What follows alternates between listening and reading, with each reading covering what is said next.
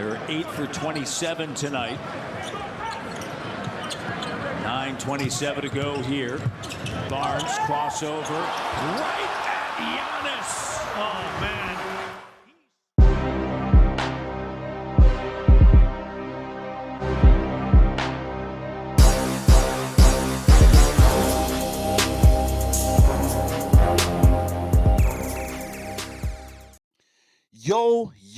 Yo. Welcome back to Raptors Flex Plus. I am your host, Kyle, and the Raptors are back on the right side of the ledger, getting that W against the Bucks. It was deer hunting season, eh? That's like a real talk thing. I looked it up, man. It's deer hunting season in Ontario.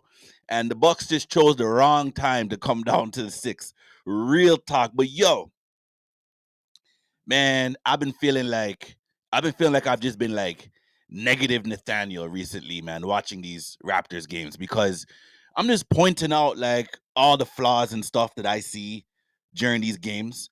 And, it's nice to like be able to, talk positive today, man. Like, man. Like, for real, dog. Like, man, that was just a full team effort from the jump yesterday. Like, the Raptors just came out hunting for deer, and the Bucks just could not recover yesterday. They just could not recover the way that we're coming at these guys from early, yo. And true say, this was ex Raptors assistant head coach Adrian Griffin's first game back in Toronto. They put out a little video tribute for him and everything. I think that was like during the commercial. I remember them saying that, yeah, they had a little tribute for Adrian Griffin, but that was about it for them. Like, there was nothing else to be happy about if you're a Bucks fan. But if you're a Raptors fan, man, we are feeling much better today. I don't want to say we feel great or we feel on top of the world. Like, I've been saying for like the first 4 games, even though I'm pointing out the flaws, it's only 4 games in. So let's not overreact. But like, I'm going to do my thing today. And at the same time, I know it's only 5 games in, but it was just nice seeing that the Raptors have some fight in them. They're not just going to get slapped around all season long by teams that we should be beating. And this game, on paper, this was a game that a lot of us said, including myself, because, I am what I am, and that's a human being. And, this is not a game that the Raptors are supposed to win, much less win by 29 points, fam. Or was it 19? I don't even know. 130, 111, so 19. But we got up by as much as 27 in this game. And the Bucks were able to bring it down to like 13 at some points. But the Raptors just never got shook. We never got shook. We just stepped up our D, went into our bread and butter, our D to transition, fast break, bucket, and get back on defense. Man, yo.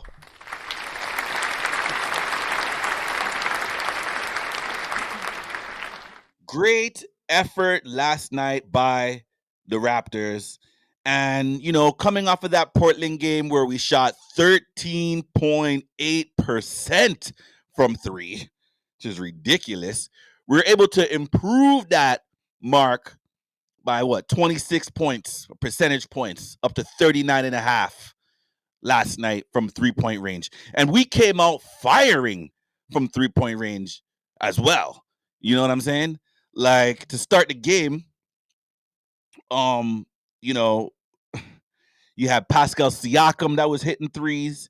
You had Scotty Barnes that hit a few threes. You had OG Anunoby that hit a 3. I think Grady Dick got a 3. So basically, we had 5 threes in that first quarter, which outdid the full entirety of the Portland game in the first quarter against the Bucks, bro. And, it wasn't a perfect first quarter. It wasn't perfect by any stretch. I think we had like 8 turnovers in the first quarter alone. You know what I'm saying? And they were saying on the broadcast, like, even though we turned over the ball 8 times, it only led to 4 Bucks points. So again, I've been saying this in some of my earlier videos. If you're gonna turn over the ball, you got to get back on D. Now, I don't want to get at the Raptors for anything that just has been a little bit flawed defensively, because overall the defense has been the bright point for this team. Far and beyond. We can say, or you can argue, that the fast break offense has been just as, important as our defense, but the defense the defense has been far and away the brightest spot for this Raptors team so far to start the season. And even though we gave up 111 points last night, that trend continued. Like, we were shutting down the Bucks. We were shutting them down. Giannis and Dame combined for 31 points. Combined, B. Combined. Both of these guys last year were 30-plus point per game scorers for the entire season. So you held both of them to 31 combined.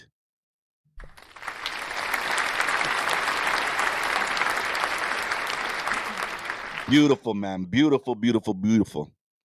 And you're starting to see what this team can be capable of. And you're starting to see some characteristics out of Scotty Barnes. Man, Scotty Barnes, man.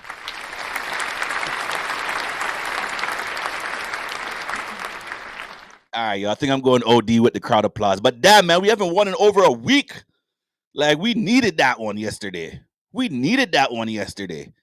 Scotty Barnes, his game has just evolved to a point where it's really looking like this guy is like a leader on this team. Even going to timeout on one of the breaks. We're beating the Bucks, obviously, but the Bucks had to call a timeout for whatever reason. This was early in the game, and they're going to commercial break. I see Scotty Barnes gathering the man them to talk about whatever it is that they wanted to talk about. But remember, the Bucks were the ones that called timeout.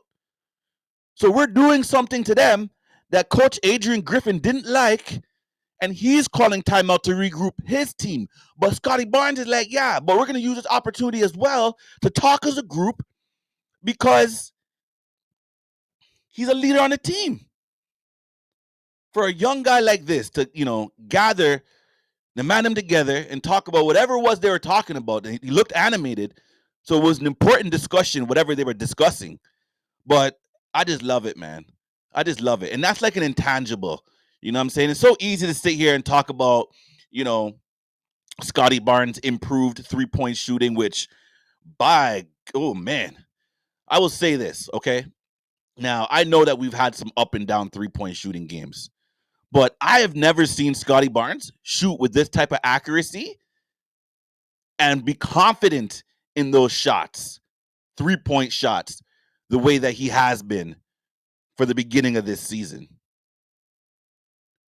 Like, this man's taking pull-up threes, taking and making. This guy's taking, the driving kick three, taking and making.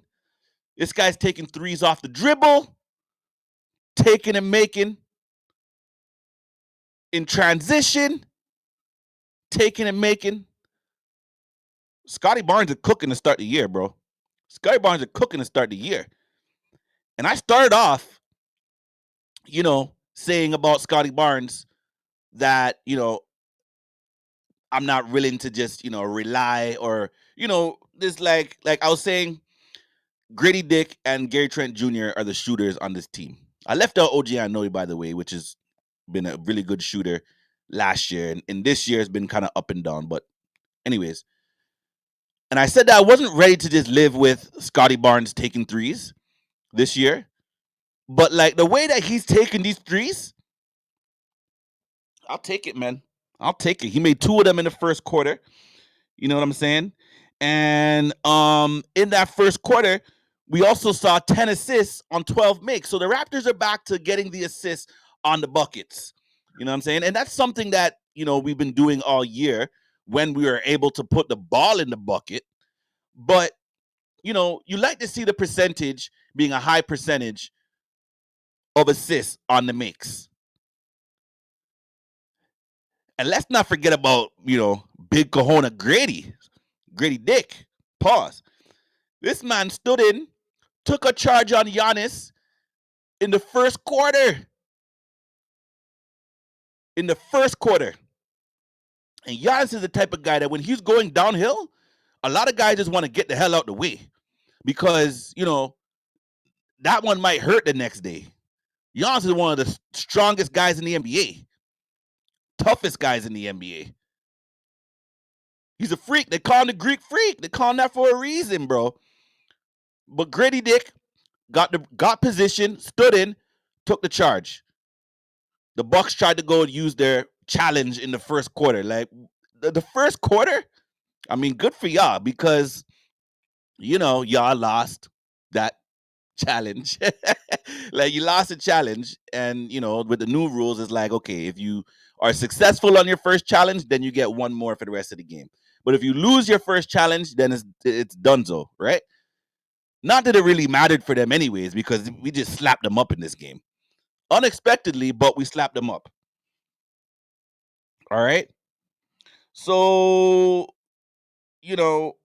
what were we in that quarter, man? I think we were plus 13. God damn, I hate that number. It's just not working out for us this year. But in this instance, we carried on. That number didn't really matter.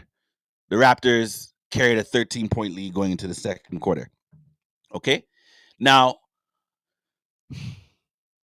I've been on Jalen McDaniels, man. I've been on Jalen McDaniels for the beginning of this season. Now, he's not the only one that, hasn't played up to what we thought that you should be playing up to.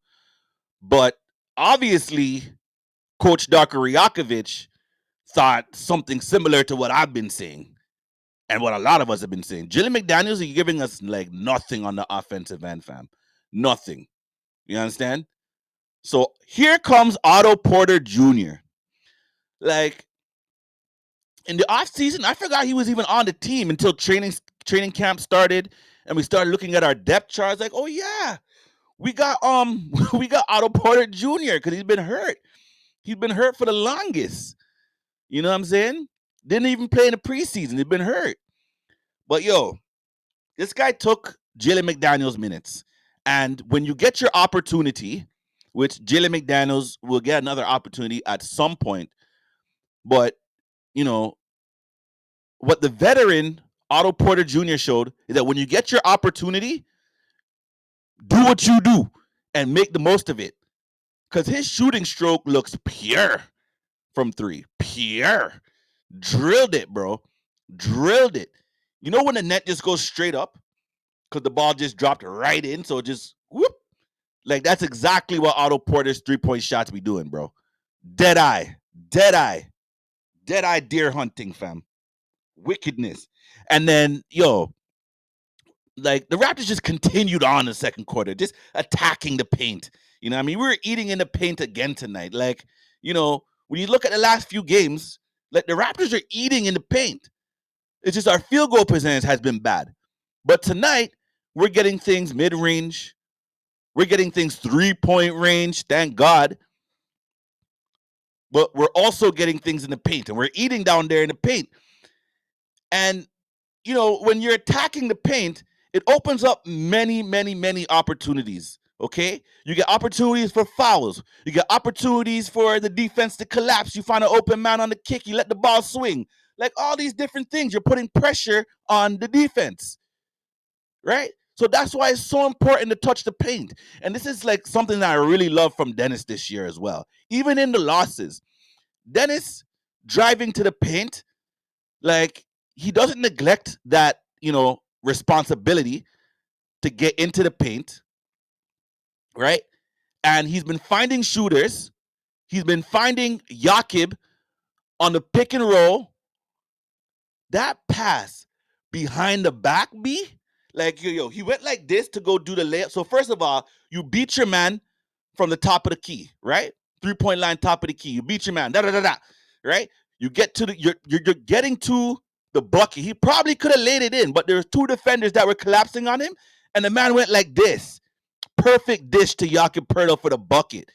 Like, that was like one of the wickedest plays of the game, B. One of the wickedest plays of the game. Loved it. Loved it, loved it, loved it, loved it, loved it. You know what I mean? And you know, I don't want to go too far away defensively as well, because I do want to talk about the offense in this game, because it's important, because we haven't seen enough of it so far to start the year. But I will say this, staying on like the Dennis Schroeder thing, his defense at the point of attack is just so much better than anything that we've had the last couple of years. No disrespect to Fred, but Schroeder's looking like he's a way more capable defender when the opposition wants to put the ball on the floor. You know? Like, obviously, he has a little bit more length. He's a little bit more taller. He looks a little bit more quicker. Like, Fred wasn't like the quickest guard. He had like a little twitch thing that he could make a quick move on. But like, Schroeder is showing the type of point guard skills that you want to see from your point guard. The ability to be able to drive and kick, touch the paint, finish in the paint. We haven't really had a lot of that at the point guard position, where the layup's just easy. It's not like an acrobatic thing. You know what I'm saying? So it's an easy finish. And he's just staying in man's pockets when the opposition wants to put the ball on the floor. The defense at the point of attack has been fire for him. Fire. And that's making all the difference now in our whole defense, because, people don't have to go over and help as quickly, because you're not getting beat as quick. You're there. Now, you might send the help over, but you can stay with your man just a little bit longer. Stay with him a little bit longer, just because, your point guard's not getting beat off of the dribble. And that does a world of positive for your defense. Good stuff. Really good stuff. But let's not act like the Bucks didn't come out just flat in this game also. You know what I'm saying? They're working on old theories where the earth was flat. Like, that's how they came out yesterday, just flat. And then when they tried to get it going, it was too late. It was too late, because the Raptors are dialed in. They're dialed in on defense. They're dialed in on offense. Half court, full court. Oh, well, we don't really pick up full court like that. But, we're dialed in. And the offense was working yesterday. The starters were killing it yesterday. I don't know what the numbers are, but I'm pretty sure our starters outscored theirs by at least 30 or 40. You know what I'm saying? We could go back and look at that, but I'm pretty sure we outscored their maybe not 40, maybe 30. We outscored them by, for our starters. Fantastic stuff, man. Fantastic stuff. And I'm really liking what I'm seeing from Jakob Poeltl in this game. Now, I've been saying that he's been kind of sometimers, you know what I'm saying? But like, Poeltl getting into that dunker spot, and now you have guys that when they're touching the paint, they're keeping their head up, like Pascal, Scotty, Schroeder for the dish. Now you have easy buckets right there for you, Jakob. Easy buckets. You're either getting an easy layup, boop, or a dunk. When you're kind of working that baseline dunker spot, or, if you're working in the pick and roll and you're diving to the bucket. You got to love it. Now, there's been some turnovers on those types of plays too. But what I'm seeing tonight is that when the shooting is working, defenders can't just come and collapse like that on you. So when you go and touch the paint, defenders are less reluctant to just automatically collapse, because they don't want to leave the three-point shooters for wide open shots. And then when they do collapse, it's late, because they didn't want to leave those shooters. Now, when Pirtle gets the ball underneath there and then he starts to want to do a one dribble or something, like, don't do it. Don't do it. Just go up. If you go up, it's a bucket. You put the ball on the floor, you're giving the defense an opportunity now to make a play on that dribble because number one, you're like 7 foot, so that ball's got to come up like this. And you ain't really got handles like that. You know what I'm saying? You're not a guard. You don't have guard skills. You know what I'm saying? But he can pass the ball. He's showing me some real high IQ passing the ball out of the post, out of the the top of the key, the elbows. Like, man, I'm liking what I saw yesterday. Beautiful stuff, man. And we finished that quarter plus 16 for the half, plus 16 on the boards. Plus 16. Last game, we were talking about how DeAndre Ayton just nyam us up down low, got 23 boards. Not today, eh? Not today. And they have a full, capable assortment of bigs. You understand? They got Brook Lopez. They got Bobby Portis coming in off the bench. And Giannis can be considered a big as well. Man, 7 foot with wingspan for days. And they weren't getting rebounds on us like that today. I think they may have only 7 offensive rebounds. Now, I don't care if they came out flat, bro. At some point, they decided that they wanted to try to turn it up, and they couldn't because the Raptors were staying true to their principles, playing solid defense. Loved it, man. I totally loved it. Totally loved it. All right. So, we're up at the half by, I believe, 19 or 20, something like that at the half. And you really wanted to see how the team was going to come out in the third quarter, right? Because, I mean, we haven't had some great third quarters. We haven't had some great fourth quarters either. But, against Philly, they took over on us in the third quarter. So it's important now that the Raptors continue to build good habits. Don't let the bad habits continue to be bad habits, right? And what we saw now is that guys starting to get down in the post. You know what I'm saying? We're seeing Dennis Schroeder. Before we go to Dennis Schroeder, we're seeing guys starting to get down the post and do work down the post. Okay? Again, some of the stuff I was talking about, Pirtle, free throw line, assessing the defense, OG, dunk on a smaller defender. Like, beautiful offense. Beautiful offense. If this is the 0.5 offense, I'll run with that. But everything that I was seeing earlier, it seemed like pass, but pass to do what? You know what I'm saying? Now it looks like we're passing with purpose, yo. Guys are moving on the weak side, switching off defenders, getting a smaller defender on you down there in the post. OG, cook food, easy. You know what I'm saying? And Dennis Schroeder, again, all the stuff that I was just talking about, driving into the paint, hitting threes, hitting mid-range jumpers off of the screen. Like, man, if we can get this type of Raptors basketball, like, I'm with it. I'm with it, bro.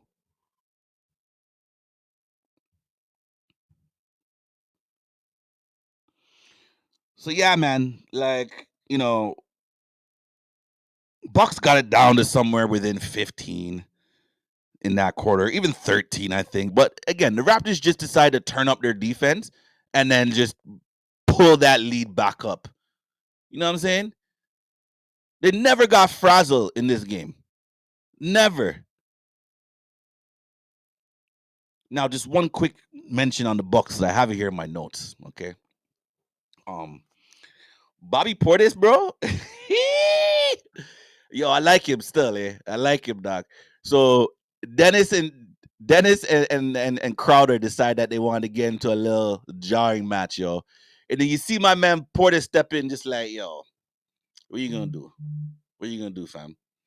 Like, I love that type of energy, dog. I'm with that any day of the week. You understand? I'm with it, man. I'm with it. But yo, the Raptors, it didn't even matter, man, because you know, again, once we start making our little runs, mostly spurred and bolstered by our defense, and when you get into that, the full court where you're able to go on the break and maybe you have some numbers or maybe you just have a matchup, we're scoring buckets, yo. Pascal Siakam squeezing through the double team. Finish and one. on the fast break. Like Pascal had himself a game, man. This is Pascal's best game by far so far this season. Now it's coming 5 games in, but again, even though I've been a little hard on this team, we have to understand that this is 4 or 5 games in now. 5 games in. But the things that we saw tonight, like we want to see more of that, right? We understand as fans that we're not going to see the Raptors score 130 a night. Like for anyone that has that expectation, just stop watching basketball because that's not happening with this team. You understand? But if our defense continues to stay solid the way that it's been staying solid, and the offense shows a little bit more promise like we did tonight, like I think we can start to get around where these expectations and projections were preseason. At least for me, I don't know what everybody else's is. For me, I want to see this team battle for a playoff spot. When I say a playoff spot, I'm talking about top 6. Not top 8, top 6. So that way you don't got to go through no playing. Well, I think tonight was a step in the right direction. For sure. For sure. You know what I mean? And you know, again, the Bucks kind of were able to get to the free throw line a lot, I thought, in this third quarter. They got into the bonus a little bit earlier. But, a lot of that just from the Raptors being very aggressive on defense. And it's not so much like they were playing undisciplined. It's just that they were so dialed in. And, like, you know, sometimes it might just happen where hit a man on the wrist or whatever. Or, OG's trying to stay in front of Antetokounmpo. But, hold on a second. OG.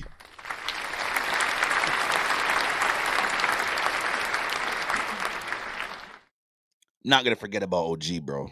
Not gonna forget about OG because OG, man.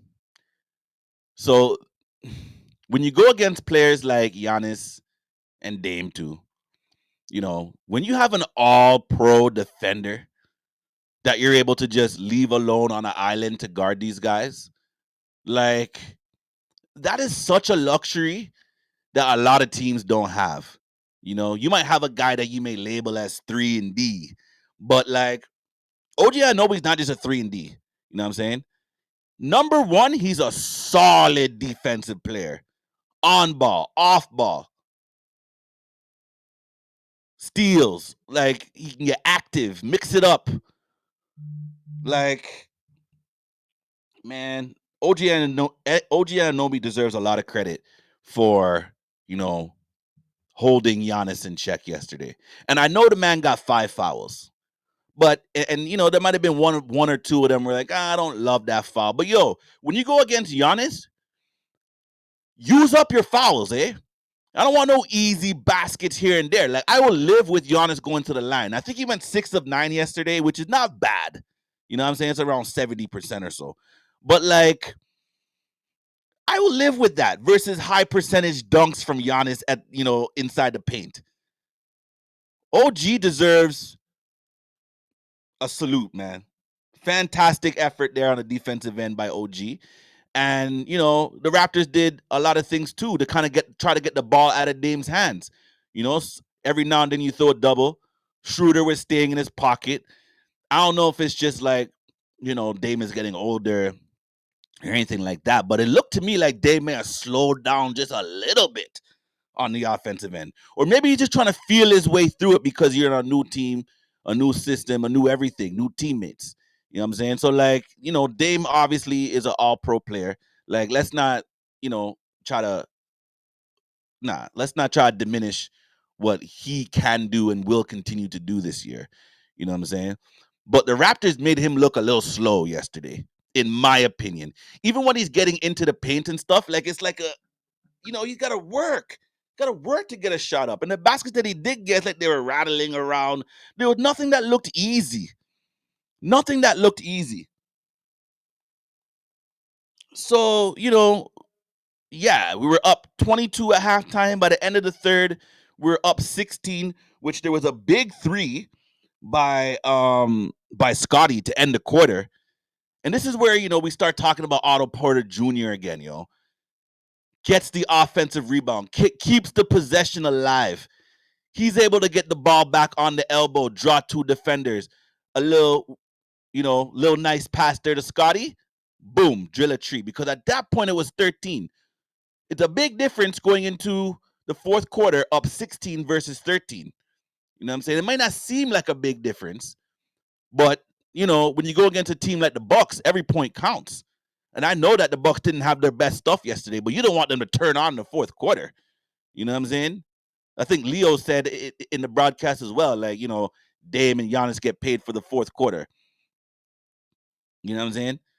Like, they're those types of players. But credit the Raptors, man. We didn't let them get off. We didn't let them get off at all. At all.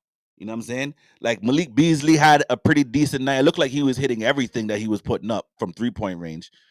I think he ended the game with like 20 points or so. But, you'll live with that. You'll live with that if you're the Raptors. And this is similarly, when we start talking about Philly now, you know what I'm saying?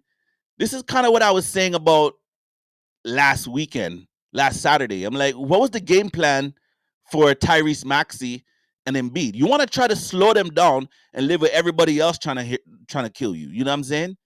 But like, you can't let the opposition team, their two best players just get off on you and dominate.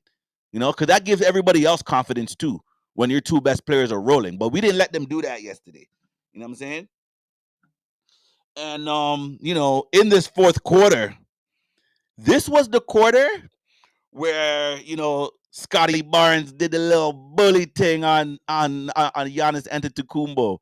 You know what I'm saying? And the thing is, you see Giannis get away with this all the time. You know what I'm saying? Like, it might have looked like a little push off at the end, but yo, you're strong, bro. What you talking about?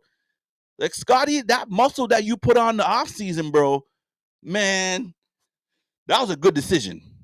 That was a good decision. Because, you're seeing the strength, not even just on that play. You know what I'm saying? Scotty misses a shot around the bucket.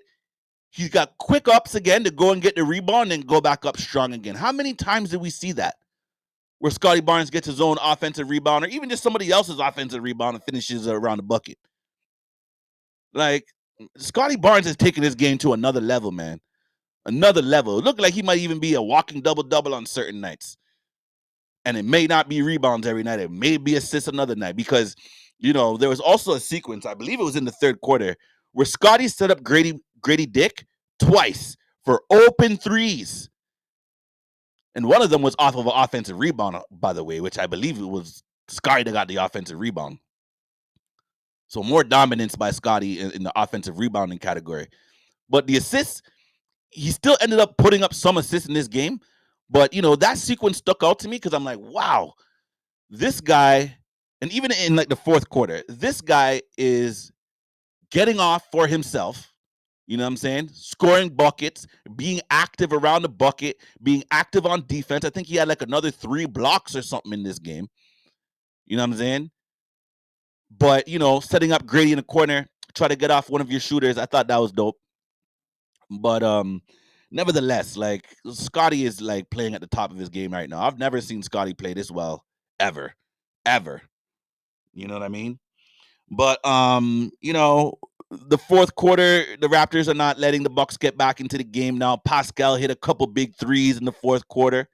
When the Bucks felt like, let's just have one more little last run. But that wasn't gonna happen because even Malachi Flynn playing defense, stripping. I think it was Dame he stripped, yo. And then he got out on the fast break for Gary Trent Jr. for a layup. Like, I'm telling you, man, like, this is just, it was really just a welcoming sight, a welcoming feeling to finally get back in the W category. And, against a really good team like the Bucks. I know it's early in the season and they're trying to figure things out. But this game to me is more about the Raptors than it was the Bucks.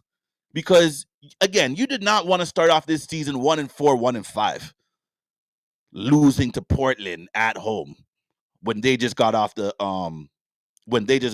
back-to-back, losing to the Bulls on the road while you have a 13-point lead late in the fourth quarter. You know what I'm saying?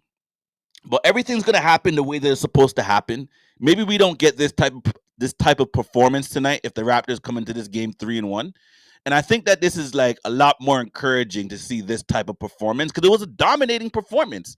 The Bucks never led in this game. The Raptors were up 27 multiple times in this game. You know what I'm saying? And the Bucks ended up pulling their starters out of the game in the fourth quarter with about 5.5 minutes left when they were down 25. So, this was just a dominating performance by the Raptors, man. And I loved the opportunity that, we took our stars out of the game at around 4 minutes and I believe 12 seconds or so. And given the opportunity for the bench unit, the second unit, to get some run together in a situation where, the game's not just on the line. You know what I'm saying? The game's not just on the line.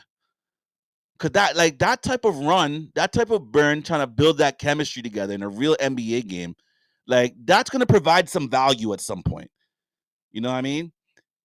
And not to mention, again, we're on the back to back. So the starters got to sit out like the last 4 minutes of the fourth quarter. And let's just take a quick look here at minutes. Pascal still played 33. OG Anunoby only played 25. Now, man, he was in foul trouble for a little bit. Um, Scotty Barnes played 29. Pirtle played 29. Schroeder played 29. So your whole starting lineup under 30 minutes, except for Pascal that played 33. Like, I'll take that any day of the week. And you still win by 19 points. I'll take that any day of the week. Great stuff, man. Great stuff. So, yeah, Raptors are now 2-3. And, we are getting on the plane now to head down to Philadelphia to go back up against the Sixers that we lost to last Saturday in Toronto. They've recently made some trades, got rid of James Harden, which I said after that game against the Raptors, I was like, yo, Tyrese Maxey is making it easy for the Sixers to come off of James Harden. And then he was traded like the next day after I did that video. So this team may look a little bit different. I'm not really sure who's playing for them, but we saw them once. Okay, we saw what we can do to Dame. Now, Tyrese Maxey and Dame are two different players at this point in their career. But the point is, I'm trying to make is that you need to have a better game plan than you had in the first game last Saturday against Tyrese Maxey, right? Like Embiid's so much bigger than everybody on our squad at least, that it'll be difficult to like keep him off of the boards. It'll be difficult to keep him from scoring. But if you're able to scheme something around pushing Embiid out on the perimeter and getting the ball out of the hands of Tyrese Maxey, like those are some of the things that I would like to see going against this game, going to Philly for this game. You know what I mean? Let's get back to 500, bro. Let's get back to 500. And then, we take our chances on Sunday against Victor Wembanyama in San Antonio, which San Antonio just came off of a big win the other night too. I forget who they beat, but they got somebody. They got somebody. Um, but yeah, man, that was just a really refreshing game for us to have. So, if you made it to the end of this video,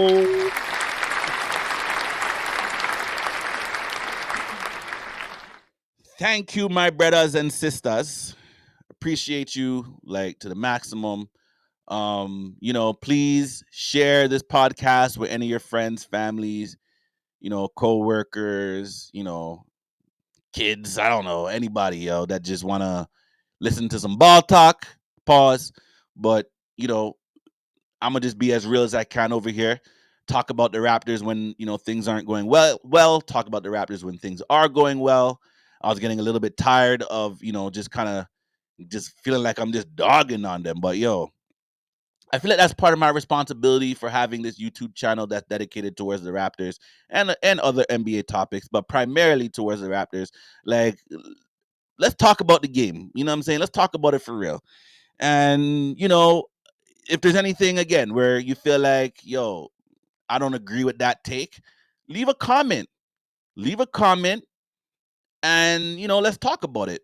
Or if there's something where you're like, yeah, man, keep doing your thing. You're killing it. Let me know too, bro. You know what I'm saying? I'm trying to get my views up. But anyways, nevertheless, I appreciate you. You know the flex already. Raptors 2-3, gonna be 3-3 after tonight. Let's go, man. You know the flex. It's your boy. I'm out.